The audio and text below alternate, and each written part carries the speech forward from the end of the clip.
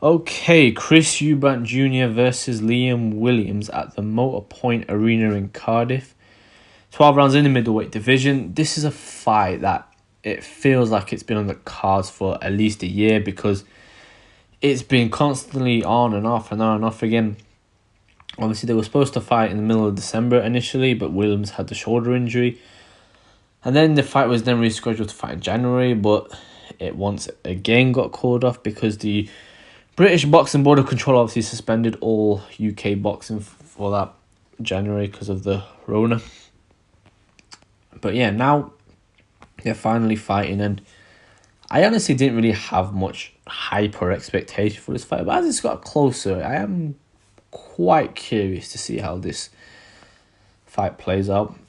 So first of all, I'll start with the native in Liam Williams, because obviously the fight is in Cardiff, and he's Welsh, so he's in his home country, and I do think that will play a lot in his favour, especially if it goes to the judges' scorecards, because whilst,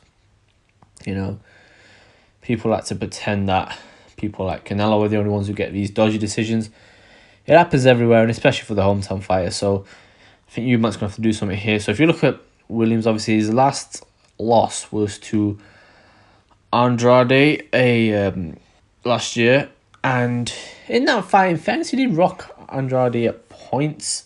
There's one moment especially where it looked like he was getting better of him. So, he's kind of your, I don't know, I don't want to say run the mill, but he's a very tough man, and a man who, he goes in there to fight. But as his career sort of progressed down the years, he has got better and better, especially since his 2 losses to Liam Smith. I feel like since then he kind of has kicked on a lot, and he's improving a lot, and he's kind of at this point now, he's almost at a crossroads in his career. I mean, to be fair, both of them are. Eubank's not exactly in a great position either, but yeah, it feels like, again, he's almost in the same position they're both in the same position as each other, but I think the difference with Williams is nothing, and I mean it's all respect to him, but nothing was really expected of him. He's only 29 to his credit. He's very young. Well, not very young, but he's youngish, coming into his prime or in the prime of his career. And, he's tough. Eubank, in the gloves are off, Eubank kind of accused him of being a dirty fighter, which he is, but Maidana was a dirty fighter, and he managed to make it work to his style. Some guys can be dirty, but they can kind of use it in a way which it really benefits them. There's some guys who are just playing cheats, and them guys we ain't got no words for. But Williams as well. So yeah, for Williams in this fight, I do think if this was the old Eubank Jr., I think it would be a pretty big... It's hard to see how that would go, to be honest. It pretty much would be a toss-up, but I don't know. I like Williams in this one. I think he's... I haven't got the tail tape, but there isn't really much between them in high or in reach, I don't think. I could be wrong, actually. Let me try and... let me find the tail tape, because you don't want to get this stuff wrong.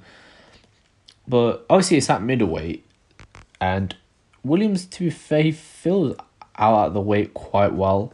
So I don't really think that either one of them is going to be able to physically bully the other. But in fairness, Eubank, he's always... I don't know, Eubank's figure has always kind of confused me a little bit. He's kind of...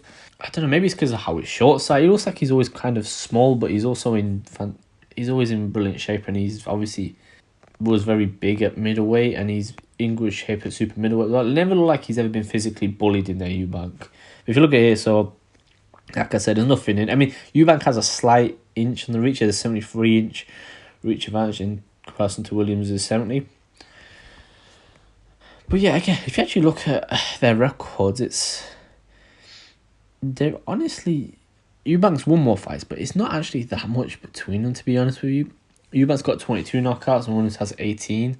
And Eubank's obviously lost 2, Williams has lost 3. But I don't know, this one really throws me. So let's go on to Eubank then, because I think Williams really... I'll get on to who I think will win, but I do think that he is somebody who, if he wins this fight, it could be big for him, especially if he could stop Eubank. I don't think he will, but I think he really could make him back. And the fact that it's in Cardiff, a lot of the pressure is on him, but some fighters can rise to that and some fighters fold. And I don't know, the way Williams is, you never know, but he strikes me as the type of guy who will almost seize that rather than bottle it. And then obviously if you look at Eubank Jr., it's been a hell of a ride with this guy, because he went from being a guy who everybody thought could be the next big British boxer out there. A little bit like how people see Conor Ben now, I would say. To being a guy who, he lost to Saunders, and in fairness, he did alright towards the end of that fight, but he lost pretty clearly in that fight, in my opinion. But since he lost to Saunders, he went on a very good run. He beat, look, these names really aren't that fantastic, but beating Tony Jetta, who again wasn't great, Chudinoff wasn't that great, Spike Sullivan, Nick Blackwell, Tom Doran, Renaud Quillen, Arthur Abraham, Yildirim. Not great names, but I think because of the way he was sort of dispatching them, it made you think, well, he's going to do something. And when it came to the George Groves fight, I think that's when his hype reached its peak, and I don't think he's ever got that back. And because in the George Groves fight, I thought he'd win that fight. And I thought it was his time. He had done all this work. He was looking good. And I thought, the activity, Groves is a bit older. Maybe he'd be able to sort of almost be the younger man in there. And I know there's not that much between them in age, but I still think he might be able to sort of show his athleticism in there. But he just got absolutely schooled by George Groves. It wasn't even close. It was embarrassing, to be honest. And especially his reaction after wasn't great. And I don't know, he's kind of, like I said, he's at the same point Williams is at, except he's actually worse because he actually had the hype. He's got the name. He's obviously very flashy and people don't like that. But, if it works, it works. But yeah, he had a good win over De Gale, to his credit. But I don't know how much that was down to him or down to De Gale just being really, really poor on the night. I mean, you can't take away he won the fight clearly. And he may have actually done that to De Gale in his prime, to us, because I rate De Gale in his prime, but sometimes Eubank was very confident that he beat him up in sparring. He kept going on about it, and you look at it now, he's also wanted that fight for a while. After he won the quote-unquote world title, IBO, he really was after De Gale, but who knows, maybe if he got him then he might have been a world champion. But it'll be interesting to see this fight, because I have a feeling like whoever loses this fight, they could be seen as a bit of a gatekeeper, and Eubank probably doesn't want to be seen as that. Neither these two do, but I feel like with Williams, he could be a bit more at peace with that, whereas I don't think Eubank would be. Eubank's constantly calling out the likes of Canelo and all these guys, which is just not happening. But yeah, I think the key, so when we get to the fight, the key in this fight, I think, for Eubank, and this is going to be, I think, the big problem for him in this fight, because obviously he's been training with Roy Jones, and look, Roy Jones, one of the greatest ever. Well, nobody can deny it, but I don't know, I just feel like that style just isn't suited to him. He's been trained a certain way for so long, and I just can't really see, I don't know how what I'm trying to say is I can't really see him using that style and being effective and being a world champion using that, because again, like, I just don't really see, I don't know how, he's just built differently, Eubank. If this was younger in his career, maybe he could have done something with it, but this Roy Jones style, I don't think it suits, and I actually think he would have been better off almost fighting his old weight in this fight, because Williams is really going to make this a scrap, and I think on the inside especially, Williams, like you said, he's very rough, he's very rugged in there, and he will use all kinds of tricks to get on Eubank. And the fact that the fight is in Cardiff, like I said, I think if it goes to the decision, I just can't see Eubank taking it. One thing about Williams as well is I would say he's actually the more well-rounded of the two. He can go in and rough you up, but I also think he can sort of stick and move a bit better than Eubank can. Eubank, again, he's trying this Roy Jones style, but it's just really not working for him, I don't think, at the moment. Who knows, maybe this fight, it might be the fight where you finally do see almost him coming into his own a bit in that style. But yeah, I feel like if this was the old Eubank, I think I might have fancied him in this fight. But for my prediction for this fight, I'm going to go with a Liam Williams decision.